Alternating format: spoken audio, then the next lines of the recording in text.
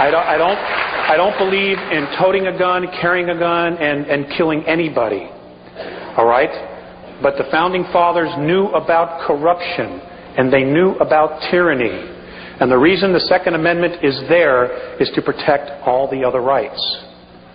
And until we consciously make the shift and change everybody else's perspective, I'm afraid, from my perspective, it's a necessary evil. But that's my perspective. Okay?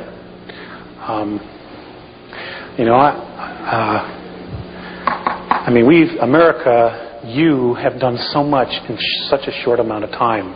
But you have to understand that when you're a draconian or Orion belief system, there is no such thing as free will, as self-rule in their control. Now, the reason we've been able to get away with it for so long is because, when you look at where we are to the center of the galaxy, we're in the boonies. We're way out here.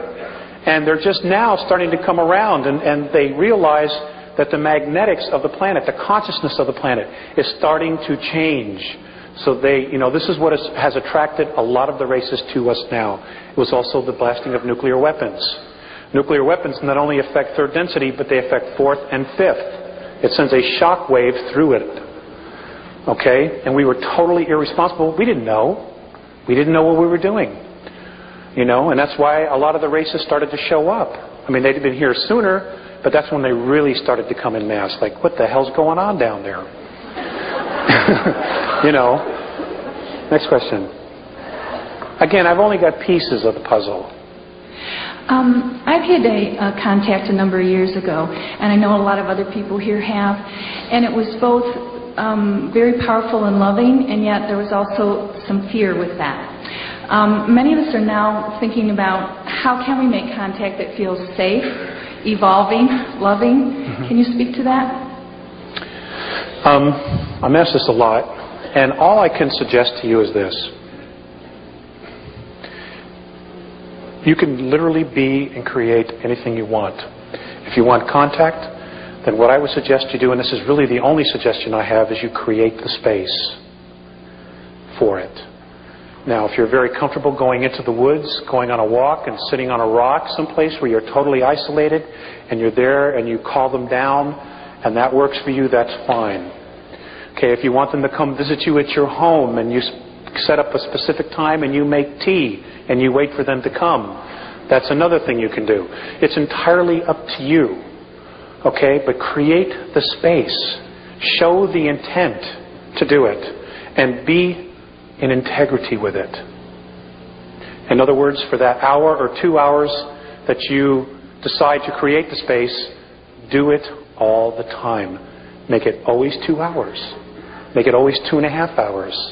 Do it once every 2 weeks. Whatever you want. Whatever ritual you want to make it in order to create the space, then that's what you do. Okay? That's the only suggestion I have for you, wherever you went. Okay, next, please.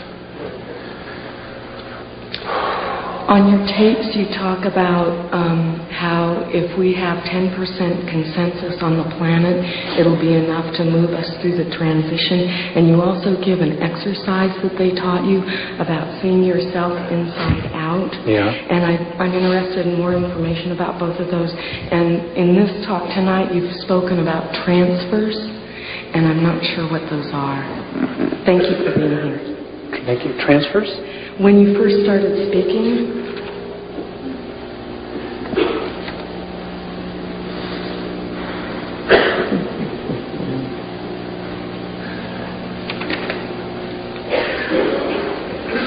okay, let's go to your first question. Oh, okay. Yeah. I was given an exercise. You guys probably all know this stuff already. But something that I was given specifically, which I do every day, and they never give me answers about myself, and it really pisses me off sometimes. Because we're looking for shortcuts. Let me face it, we're Earth humans. Okay. Anyway, the exercise was to get very, very quiet, get myself into a very humbled space. Sincere space is the word they use a lot. And it was literally to grab the balls of my feet and turn myself inside out, so that everything that's on the outside is now in, and everything on the inside is now out. And when you see yourself upside down, you see yourself strung out like this, very carefully detach yourself and look at who you are.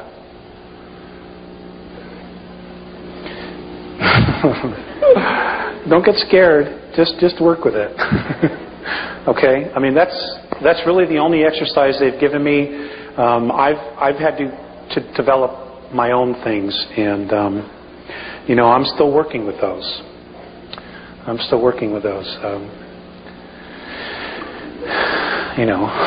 Next question. I'm fascinated. First of all, thank you very much. You're welcome. Thank you. Living your life where you're living it.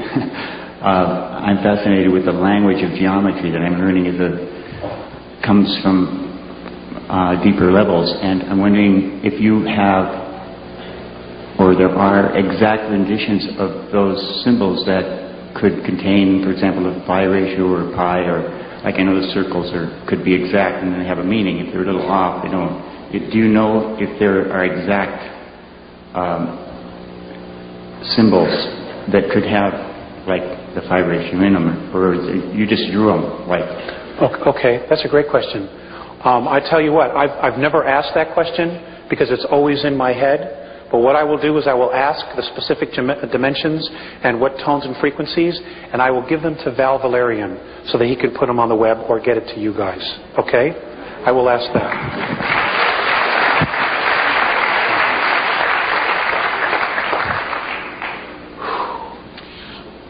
You've referred to the Andromeda educational system and their feeling about raising the children and putting the energy toward education. And you've made a few comments about weapons in general, and I understand the First Amendment issue is a little different. We're heading into dangerous times, and there's a lot of controversy among different people in the school here about weapons and what should be done. The Andromeda feeling about mutual respect for everyone. Seems like a lot of the women that I know don't want to have anything to do with them no matter what, and a lot of the men I know are totally obsessed with them. What's the Andromeda's feeling of our weapons and the parts that they would play in the changes that are going to be happening? Okay, it's a very good question. Not an easy one. They have said that and I said this earlier, that we destroy ourselves in ignorance. And I understand that weapons are not a good idea. I believe that. I really do. However, let's look at the reality that we're in. Okay? There have been many really holy spiritual men that have been murdered. Okay? They literally went to death holding unconditional love. And that's great. Okay? However, and this is my perspective,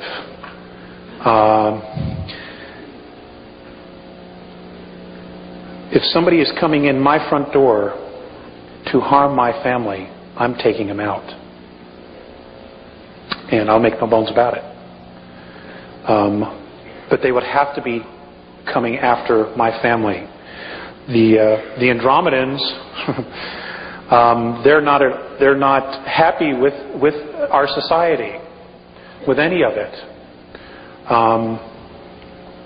But they realize we cannot defend ourselves. That's why and other groups are contemplating intervention, because we can't defend ourselves.